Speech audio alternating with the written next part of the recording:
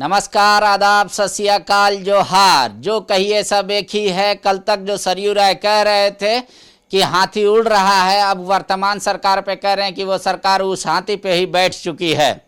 दरअसल हेमंत सोरेन की सरकार युवाओं को रोजगार देने के लिए इन्वेस्टर समिट का आयोजन दिल्ली में की, और जो सरकार का दावा है कि कम से कम 5 लाख लोगों को रोजगार मिलेगा प्रत्यक्ष और अप्रत्यक्ष रूप से।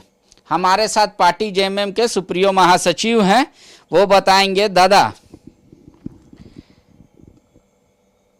बीजेपी कह रही है कि हमरे फाइल लेके गए, वहां बता क्या रहे हैं इन्वेस्टर को? Land bank. किसकी देन थी? तो कम से कम जेएमएम ये कहे ना कि हम झूठ झूठ बोल के सत्ता में आए हैं। नहीं, देखिए, हम लोगों ने इसके पहले एक समिट जो किया था वो सुझाव पे किया था कि उनके जो विजन क्या है, जो इन्वेस्टर्स है उनकी प्रायोरिटीज़ क्या है, उसको लोगों से जाना था। और उनके फीडबैक पर फिर हम लोगों ने इंडस्ट्रियल इन्वेस्टमेंट पॉलिसी जो अपना है उसको यहाँ पर तैयार किया। और पहली बार देखे होंगे आप इस राज्य में जो हम लोगों का इंडस्ट्रियल इन्वेस्टमेंट पॉलिसी है, उसमें हम लोगों ने 2 तरह से थ्रस्ट एरिया को रखा है। पहला जो ज़्यादा थ्रस्ट एरिया है हम लोग का टेक्सटाइल में है, हम लोगों का जो यहाँ पर एग्रीकल्चर बेस्ड प्रोडक्ट पे है, मीट प्रोसेसिंग पे है, फार्मास्यूटिकल पे है, जो ऑटोमोबाइल कंपोनेंट पे है, इस तरह की चीज़ें हैं।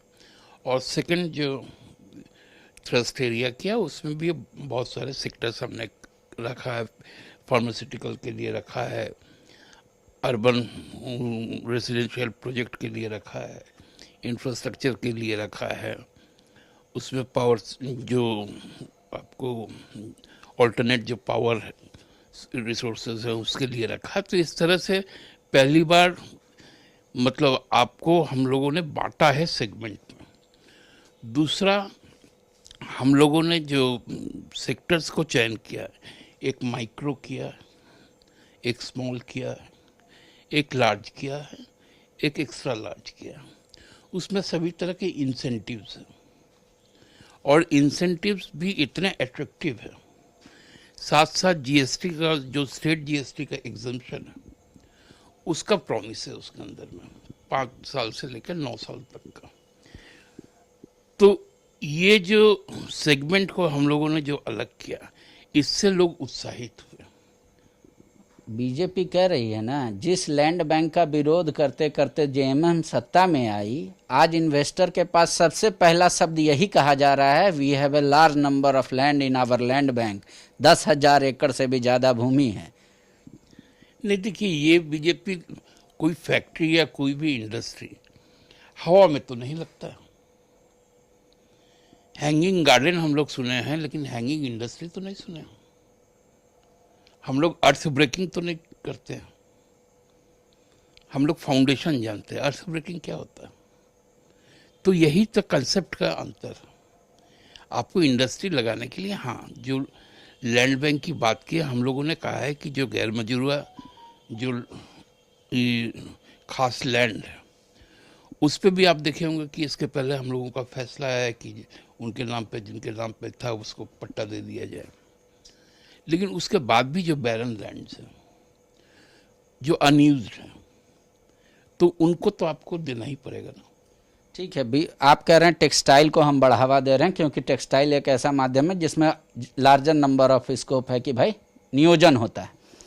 यहाँ पे 2 बड़ी बड़ी कंपनियां आई रघुवर दास के समय, आपको भी याद होगा, खेल गांव में और मांझी में टेक्सटाइल की बहुत बड़ी बड़ी कंपनियां, मतलब अमेरिकन ग्रुप गैप भी उनसे काम करवा रहा था।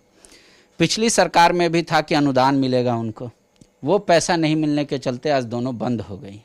सवाल इस पे भी हो रहा है कि जब रघुवर दास जो के समय में जो भी शुरू हुआ वो कैसे बंद हुआ, या उसको बचाने के लिए सरकार नहीं कर रही है, पुराने इंडस्ट्री को बचाने के लिए कुछ नहीं कर रही है और नए का शगुफा दे रही है। नहीं, देखिए, बहुत सीधा आपको हम बात करें, रघुवर दास ने पूरे देश विदेश में रोड शो किया था और एक मेगा इवेंट किया था मोमेंटम झारखंड में, जिसमें हाथी को उड़ा दिया था। हम उसके पक्षधर नहीं। हम जो हमारे लिए चीज़ें जो हम कर सकते हैं, हमने लिखित तौर पे उतना ही वायदा किया। हमने किसी को कभी सब्जुबाग नहीं दिखाया। और हम जानते हैं कि इन्वेस्टर्स को यदि अपना प्रॉफिट मेकिंग नहीं रहेगा तो वो कोई वेलफेयर के लिए तो यहाँ आएंगे नहीं। तो हमको वैसा माहौल भी देना पड़ेगा और उस तरह के वर्कफोर्स को भी उनको देना पड़ेगा। और टेक्सटाइल और फार्मास्यूटिकल ये दो ऐसा चीज़ है जिसमें वुमेन एम्प्लॉयमेंट की बहुत बड़ी आवश्यकता होती है। उसमें हम अपने घर की बेटियों को, बच्चियों को उसमें डाल सकते हैं। साथ साथ हम लोगों का जो एंटरप्रेन्योरशिप डेवलपमेंट, स्किल डेवलपमेंट के ऊपर में काम हो रहा है, साथ साथ JSLPS के माध्यम से अभी जो काम शुरू हुआ है, इस बार तो तीज में आप लोग पेड़ुकिया भी खाएंगे पलाश ब्रांड का। तो इसलिए ये तमाम चीज़ों को खोल कर ही आप प्रदेश को आगे बढ़ा पाएंगे। और आप देखेंगे कि जब लोग यहाँ पर आएंगे तो वो अपने शर्तों के साथ साथ जो स्थानीय लोगों के जो शर्त है उनको सामने रख कर आएंगे। स्थानीय लोगों के शर्त में तो सरकार ने ही कह दिया है कि 30,000 तक की नौकरी स्थानीय को मिलनी चाहिए। आप लोगों ने ये कहा, लेकिन 30,000 तक की नौकरी में बीजेपी पूछ रही है क्या झारखंडियों को सिर्फ चपरासी, गार्ड और क्लर्क के ही तौर पे देखना चाहती है JMM? क्यों इस तरीके का पॉलिसी बनाया कि 30,000 से ऊपर नहीं? कह देते कि नहीं, हमारे यहाँ जो 1 लाख तक की सैलरी होगा कर्मचारियों का वो झारखंड का होना चाहिए, लोकल होना चाहिए। नहीं, देखिए मैं तो आपको स्पष्ट कर दूं, 30,000 तक का कोई ये नहीं है। आपके अंदर में जो स्किल होगा उस स्किल को तो आपको मान्यता देना ही, उस पर कहीं रोक नहीं है। लेकिन हाँ, जो न्यूनतम नौकरी, वो नौकरी तो स्थानीय को आपको देना ही पड़ेगा। और बाकी जो स्किल्स है, जिनके जो टैलेंट है, जो मेरिट है, तो उसके आधार पर उनको नौकरी मिलेगी। वो तो उस कंपनी का जो पेमेंट स्ट्रक्चर में आएगा, उसमें कहीं रोक थोड़ी है। आंसू कह रही है कि इसकी ज़रूरत नहीं थी कि बड़े होटलों में उनको दावत दे के बुलाया जाए उद्योगपतियों को और उनको बताया जाए कि हमारे पास ये पॉलिसी है। आप सिर्फ लॉ एंड ऑर्डर ठीक कीजिए, उनका जो रिक्वायरमेंट है इनपुट उसको ठीक कीजिए, बाकी उद्योगपति तो स्वतः खींचे चले आएंगे, क्योंकि हमारे पास पानी है, हमारे पास ज़मीन है, हमारे पास बहुत अच्छा वातावरण है, हमारे पास बहुत अच्छा मौसम है। हाँ, कमी है तो लॉ एंड ऑर्डर की और इच्छा शक्ति की। देखिए, अब आजसू ने तो स्पेशल राज्य के स्टेटस को लेके क्या क्या बनाया था, मानव श्रृंखला बनाया, पोस्ट कार्ड लिखा, स्पेशल स्टेट तो हुआ नहीं।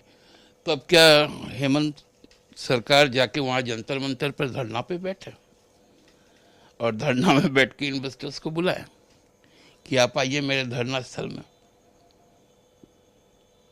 इस तरह से ओछी बातें नहीं करनी चाहिए। हम लोग कोई विदेश नहीं गए, हम लास वेगास में जाके इन्वेस्टर्स मीट नहीं किए। हम प्रेस्टिजियस जो प्लेस है दिल्ली का, उस प्रेस्टिजियस प्लेस में प्रेस्टिजियस लोगों के साथ बैठे हैं।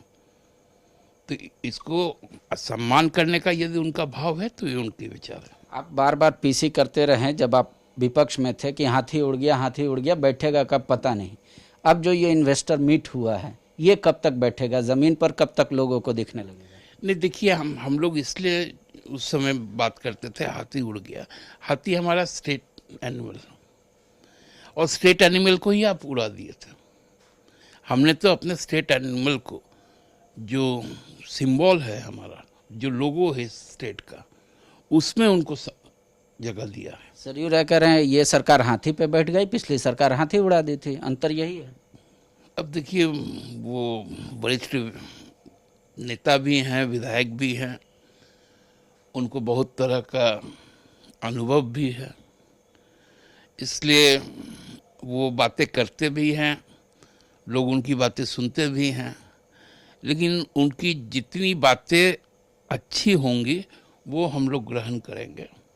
और हम लोगों के पास भी एक, पहले हम लोग जब स्कूल में पढ़ते थे फिल्टर पेपर आता था फिल्ट्रेशन के लिए और सेडिमेंटेशन के लिए। उनका कुछ बातें सेडिमेंटेड होकर फिल्टर पेपर के ऊपर रह जाती हैं और कुछ बातें जो नीचे छलक के आती है वो लोग हम लोग ग्रहण कर लेते हैं। बेरोजगारों का भी सवाल ले लीजिए। वो लोग कह रहे हैं 5 लाख हम सरकारी नौकरी के लिए वोट किए थे, सरकारी नौकरी का डिमांड कर रहे हैं। क्या यही 5 लाख देकर सरकार अपना पीठ थपथपाना चाहती है? जो इनके बूते की बात है, जिसका इम्प्लीमेंटेशन तुरंत हो सकता है, किसी भी इन्वेस्टर की ज़रूरत नहीं है, किसी की ज़मीन की ज़रूरत नहीं है, उस पर सरकार कब विचार करेगी? नहीं, तब तो 14 करोड़ लोगों को अभी तक रोजगार मिल जाना चाहिए था, क्योंकि 2 करोड़ रोजगार तो भारतीय जनता पार्टी का 2014 का 7 दूनी 14 हो गया। 7 दूनी 14 हो गया। लेकिन हम लोग सब कुछ जानते हैं कि लगभग 22 करोड़ लोगों का रोजगार छीन गया पिछले 1.5 सालों में। तो दादा, लेकिन ये तर्क तो आम आदमी को यही समझ में आया ना कि जब बीजेपी ठग ली इसलिए जेएमएम भी ठग रही है। हम ठग नहीं रहे, हम ठग नहीं रहे हैं, हम वास्तविकता को लोगों के सामने ला रहे हैं। जो सरकार की वैकेंसी है वो सरकार पूरा करेगी, जो नई जो मतलब एक्सप्लोर करने की जरूरत है वो भी सरकार आगे रखे। मतलब वो जो 5 लाख सरकारी नौकरी की बात है, युवा उसको याद रखे, ये एडिशनल मिल रहा है उनको बोनस के तौर पे कि और 5 लाख लोगों को मिल जाएगा। देखिए, आपके पास में 5 लाख नौकरियां राज्य सरकार में जो स्वीकृत पोस्ट है वो तो है ही नहीं। 1.5 लाख से ऊपर तो सरकार ने अपना डाटा बनाया है। वही ना मैं कह रहा हूँ कि 1.5 लाख ही 1,65,000 के लगभग जो वैकेंसीज हैं जिनको हमको फुलफिल करना, और उसके लिए हम काम करेंगे। लेकिन बाकी जो हमारे जो लोग हैं उनको भी तो आप कहीं ना कहीं एम्प्लॉयमेंट के साथ जोड़ेंगे। लेकिन जब पुलिस डिपार्टमेंट में बात होती है तो वो कहती है कि सरकार की ये कमी है। सरकार पहले के पॉपुलेशन अनुसार थाना में स्ट्रेंथ था, नया पॉपुलेशन जब हुआ झारखंड बनने के बाद पॉपुलेशन काफ़ी तेज़ी से बढ़ा तो थाना का स्ट्रेंथ भी बढ़ना चाहिए था। तो सरकार 1,65,000 का आंकड़ा बढ़ा सकती है। नहीं, जो विभाग का प्रस्ताव आएगा, देखिए मैं कोई सरकार का प्रवक्ता हूँ नहीं, मैं अपने पार्टी के नीतिगत चीज़ों पर बात करता हूँ। तो उस पर मैं आपको स्पष्ट कहूँ कि हम लोगों ने अपनी पार्टी की तरफ से सरकार को कहा है कि आपको सरकारी नौकरी के लिए भी और एक्सप्लोर करना चाहिए, चाहे वो टीचर्स की बात हो, चाहे वो पैरामेडिकल स्टाफ की बात हो, चाहे वो जो कोऑपरेटिव सोसाइटीज़ हैं उसके साथ लोगों की जोड़ने की बात हो, पुलिस का स्ट्रेंथ बढ़ाने की बात हो। हमने तो ये भी कहा है कि भाई सबसे पहला हम लोगों को चाहिए कि जितने प्राइवेट सिक्योरिटी एजेंसीज हैं उन सबको इस राज्य से अलग कर देना चाहिए, और यहाँ पर लोकल जो सिविक पुलिस है उसका गठन करके सबको कहना चाहिए कि आप पे करके उनका सिक्योरिटी लो, ताकि हमारे लोग यहाँ पर रह पाए। और जो एजेंसी चलाने वाले लोग हैं, क्योंकि उनका व्यवहार भी यहाँ के लोगों के साथ सही नहीं है, हमने तो ये सुझाव भी सरकार को दिया। एक आखिरी सवाल दादा, एकदम ले दर्शक लेमैन हमरा टाइप का भी होगा कुछ लोग, तो उनको कैसे समझ में आए कि रघुवर दास जो किए थे वो इन्वेस्टर समिट या मोमेंटम झारखंड, उससे हेमंत जी का ये जो प्रयास है, दोनों में अंतर क्या है, कैसे उसको फील कर पाएंगे? देखिए, वो समय आने पे फील होगा, आज ही के दिन आपको हम नहीं फील करवा पाएंगे। आप यथार्थ को जब तक अपने आंखों से नहीं देखेंगे तब तक मैं तुलनात्मक अध्ययन आपके पास साथ करूंगा अगले 6 माह के बाद। ठीक है, दादा कह रहे हैं कि आज जो हेमंत सोरेन बैठ कर आए हैं दिल्ली में, इसको ज़मीन पर आने के लिए कम से कम 6 महीने का वक्त दीजिए, फिर आप चेंज खुद ब खुद फील करेंगे कि रघुवर दास के मोमेंटम झारखंड में और ये इमर्जिंग झारखंड में अंतर क्या है। और कह रहे हैं कि युवाओं को जो कहा गया था सरकारी नौकरी वो जस का तस है, लेकिन उसके अलावा भी एक बड़ी संख्या में हम युवाओं को रोज़गार उपलब्ध कराना चाहते हैं जो प्राइवेट सेक्टर से फुलफिल हो जाएगा। इसी वजह से ये पूरा प्रयास किया जा रहा है। शुक्रिया। विवेकानंद विद्या मंदिर स्कूल एक CBSE affiliated English medium coed school है। हम शिक्षा के साथ संस्कार देते हैं। TheFollowUp.in. Like, share and subscribe. www.thefollowup.in